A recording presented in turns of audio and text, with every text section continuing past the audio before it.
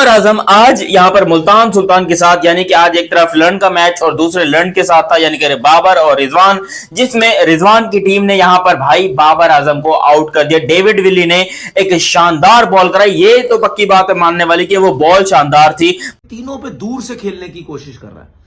मुझे ऐसा लगता है ये नेट्स बहुत गलत कर रहा है और हम मैं अपनी बात कर रहा हूं, मैं क्लिप्स भी देख रहा हूं। मुझे नहीं लग रहा कि ये जो नेट्स कर रहा है, छक्के मार रहा है, बड़े बड़े छक्के मार रहा है, सीधे छक्के मार रहा है, ये बाबर आजम की क्रिकेट नहीं है, ये नेट्स गलत कर रहा है। बाबर आजम आप खुद बैट्समैन है, स्ट्रगल कर रहे हैं, और ये जो इनका इन स्विंगर था डेविड विली का, जिस पर वो एलबीडब्ल्यू आउट हुए, उन्होंने रिव्यू भी लिया इस पर। आप कैसे देखते हैं इस विकेट को? अंपायर ने जब रिव्यू में देखा तो बाबर आजम जो थे बिल्कुल पिक्टों के सामने। और एक और लर्न मिला आज बाबर आजम को। बाबर आजम अपनी तीसरी इनिंग में पीएसएल के अंदर चलते भी नहीं, लेकिन अच्छी चीज ये है कि लर्न करते हुए नजर आ रहे हैं। पहली इनिंग में 0 किया, किसी ने भी कुछ नहीं कहा, इट्स ओके। दूसरी इनिंग में लर्न करके प्रोग्रेस की और एक स्कोर बनाया। आप ये जो बाबर आजम से नफरत करते हैं बिल्कुल ठीक करते हैं। आपने जो किया उसके लिए बहुत सारी तालियां और करनी चाहिए, क्योंकि एक बंदा इतना घटिया कप्तान है, इतना सेल्फिश है कि अपनी जगह छोड़ने को तैयार है। खैर डिटेल में बात करते हैं इसके बारे में, क्योंकि ये छक्का जो है इसने मारने की कोशिश किया हुआ है, वो भी बाबर आजम को हुआ। ये होती है बैड लक, ये होती है मतलब अनलकी प्लेयर जिसकी आउट ऑफ फॉर्म ही नहीं है, आउट ऑफ फॉर्म हुआ है, रन्स करने की कोशिश कर रहा है, ऐसी बॉलों पे आउट हो रहा है, दूसरों को वो बॉल ही नहीं हो रही, वो बाबर आजम को हो गई। जो भी टीम आ रही थी उसके अगेंस्ट ये लेफ्ट आर्म स्पिनर पे आउट होते गए, और बहुत लोग ये कहना स्टार्ट कर गए कि यार कि क्या हो गया, कि क्या बाबर आजम जो हैं वो लेफ्ट आर्म स्पिनर के अगेंस्ट खेलना भूल गए हैं। फिर उसके बाद एक नई रेवलेशन आई, वो ये आई कि ब्रेसवेल और स्पिनर ने इनको बनी बनाया और चलता कर रहे थे। अब नीचे नहीं, अब तो देखिए, हमने ही इस प्लेटफॉर्म पे ये बात की थी, लेकिन हमने वो बात मोहम्मद रिजवान या बाबर आजम के लिए नहीं, सबके लिए की थी। वो उनके लिए की थी जो कि मिडिल ऑर्डर में खेलते थे और वो ऊपर आए, सऊद शकील ऊपर आ गए। जी वो आए। नमस्कार, जय हिंद दोस्तों। तो दोस्तों, पाकिस्तान के सो कॉल्ड नंबर 1 बल्लेबाज बाबर आजम की जो परफॉर्मेंस रही है पीएसएल में, जो कि बहुत ही बदतर रही है दोस्तों, क्योंकि वो पेशावर जलमी की तरफ से खेल रहा है। पेशावर जलमी की तरफ से 3 इनिंग खेली, तीनों इनिंग में अगर बाबर आजम की परफॉर्मेंस की बात करें तो पहले मैच में 0, दूसरे मैच में 1 और तीसरे मैच में जो है 2 रन बना करके ये आउट हो गए हैं। सो कॉल्ड पाकिस्तान का नंबर 1 किंग की ये परफॉर्मेंस रही है पीएसएल में, जिसके बाद जो है पाकिस्तानी मीडिया ने जो है बाबर आजम की जमकर पिलाई करी है दोस्तों। क्योंकि पीएसएल के किंग कहे जाने वाले बाबर आजम की ये परफॉर्मेंस किसी ने एक्सपेक्ट नहीं करी थी। और वहीं जो है आईपीएल का यंग टैलेंट वैभव अरोड़ा की बात करें तो कल के मैच में ही आपको पता होगा, अपने डेब्यू मैच में ही जो 20 बॉल में जो है 34 रन मारे हैं दोस्तों, और पहली बॉल पे जो है छक्का लगाया था उन्होंने शार्दुल ठाकुर को, एक बढ़िया बॉलर को जो कि इंडिया खेल चुके हैं, उसको लगाया था। वहां एक तरफ जो है आईपीएल का यंग टैलेंट इतनी पिटाई कर रहा है, दूसरी तरफ जो है पाकिस्तान का so called number 1 Babar Azam कुछ भी नहीं कर पा रहा, जिसे लेकर के जो पाकिस्तानी मीडिया सीरीज को तोड़ रही था। ये दोस्तों देखिए वीडियो को, मुझे लीजिए, मैं मिलता हूं वीडियो के।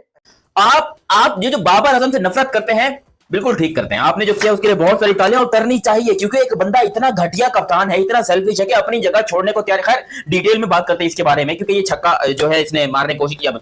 मैं आपको डिटेल में बताता हूं। देखो छक्का डायरेक्टली बोलेंगे तो फिर इसके जो 2% के फैंस है वो रोड मेरे को पकड़ लेंगे, पकड़ के कूट देंगे, क्योंकि ये तो पक्की बात है कि बाबर पूरे पाकिस्तान के अंदर घूमता रहता है, तो इसकी नाजायज औलाद भी बहुत है जो कि इसके फैंस हैं, वो आके जो हमें बार बार बोलते हैं। आजम आज यहां पर मुल्तान सुल्तान के साथ, यानी कि आज एक तरफ लर्न का मैच और दूसरे लर्न के साथ था, यानी कि बाबर और रिजवान, जिसमें रिजवान की टीम ने यहां पर भाई बाबर आजम को आउट कर दिया। डेविड विली ने एक शानदार बॉल कराई, ये तो पक्की बात है मानने वाली कि वो बॉल शानदार थी, मतलब पढ़ के अंदर आई, और ऐसी बॉल के ऊपर कोई भी आउट हो सकता है। लेकिन बाबर आजम का फिर बाबर आजम किस वजह से है? देखो बाबर के जो फैंस हैं, मेरा तुम लोगों से ये सवाल है कि क्या जिंदगी में तुम लोग क्या उखाड़ना चाहते हो? तुमने बाबर को बोला कि ये किंग है, ये बहुत बड़ा प्लेयर है, इसने बड़े रिकॉर्ड बनाए, ये मेरा घंटा बनाया। बाबर ने क्या किया है भाई? अभी वो कप्तान है पेशावर जलमी का, पेशावर जलमी की कमान जो है वो बाबर आजम के हाथ में है। तो बाबर आजम अपने से पहले मोहम्मद हारिस को क्यों नहीं भेज रहा ओपनिंग पे? यार हारिस और साइम अयूब ओपनिंग करें, 1 डाउन के ऊपर बाबर आए, 2 डाउन के ऊपर कॉलर कैटमल, 3 के ऊपर हसन तलत आए, क्या खूबसूरत किस्म की इनकी टीम बनेगी, शानदार। लेकिन ये बाबर आजम को कौन समझाए?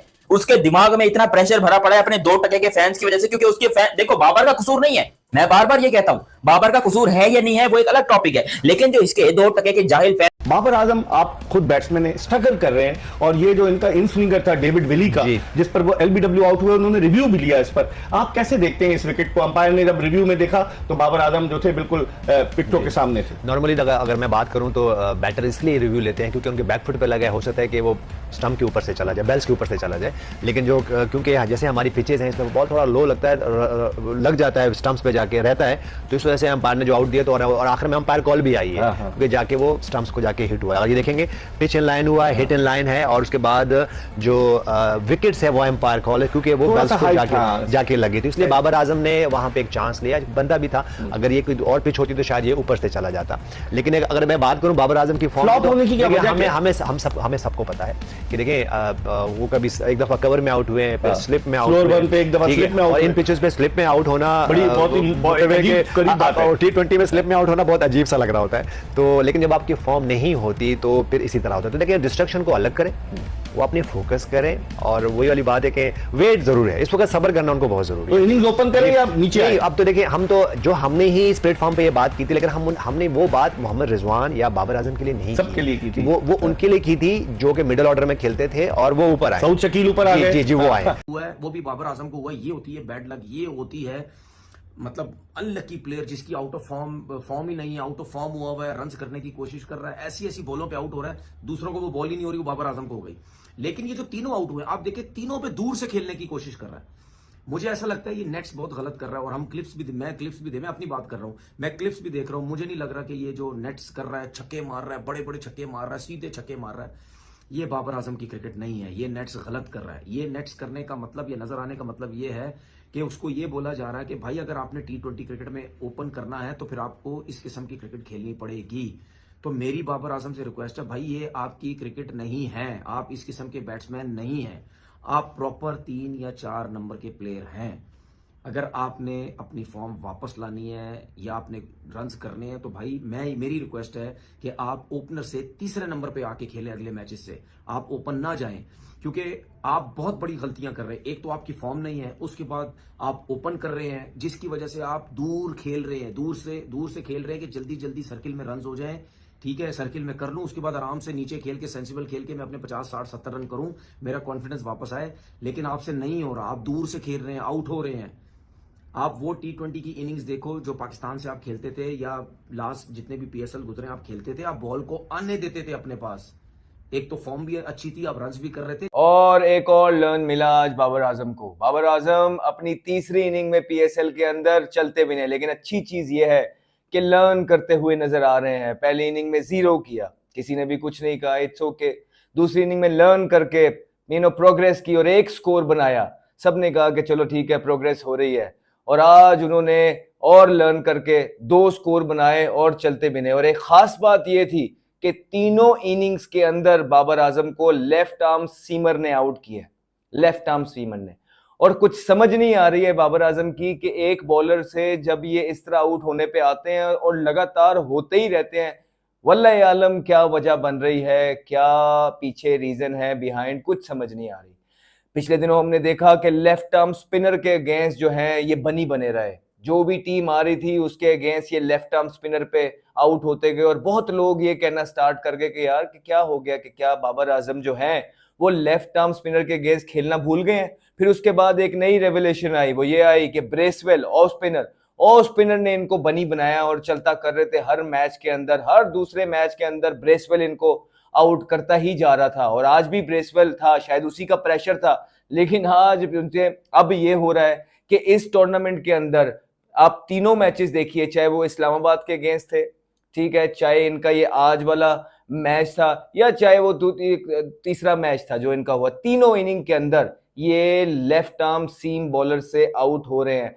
और फिर डग आउट के अंदर इंजमामुल हक साहब हैं जिनका ये काम है एज ए मेंटोर के यार वो ये देखें कि बाबर आजम जिनकी फॉर्म रूठी हुई है, वजह क्या है उनकी फॉर्म ना आने की, वो ये उसके साथ काम क्या कर रहे हैं, क्या टिप्स दे रहे हैं। जब ये इनके इंटरव्यूज होते हैं, अवाम ये जानना चाह रही है कि यार आप being a legend of the game, या आप इतने सीनियर प्लेयर जो हैं, आप टीम के साथ पेशावर ज़ल्मी के साथ मुंसलिक हैं।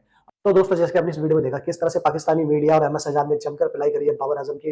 क्योंकि बाबर आजम एक टाइम था जो इनकी पीक काफी अच्छी चल रही थी, इनका कंपैरिजन जो था इंडिया के महान बल्लेबाज सचिन तेंदुलकर, विराट कोहली जैसे प्लेयरों से होती थी। लेकिन अब पीछे कुछ सालों की अगर इसकी रिसेंट परफॉर्मेंस देखें तो बाबर आजम की रिसेंट परफॉर्मेंस काफी ज्यादा बेकार रही है। ना केवल PSL में, इससे पहले जो है चैंपियन ट्रॉफी और T20 वर्ल्ड कप में भी बहुत ही घटिया परफॉर्मेंस रही थी। और जब से इन्होंने जो है एक आउट निकाला है रिजवान ने कि लर्न, या तो लर्न है या तो विन है, विन तो कहीं नहीं दिख रहा बाबर आजम की जिंदगी में, अब ओनली लर्न दिख रहा है। क्योंकि और इसी पे मजाक भी उड़ाया पाकिस्तानियों ने इनका, क्योंकि इनकी जो है परफॉर्मेंस में कोई भी सुधार आ नहीं रही है।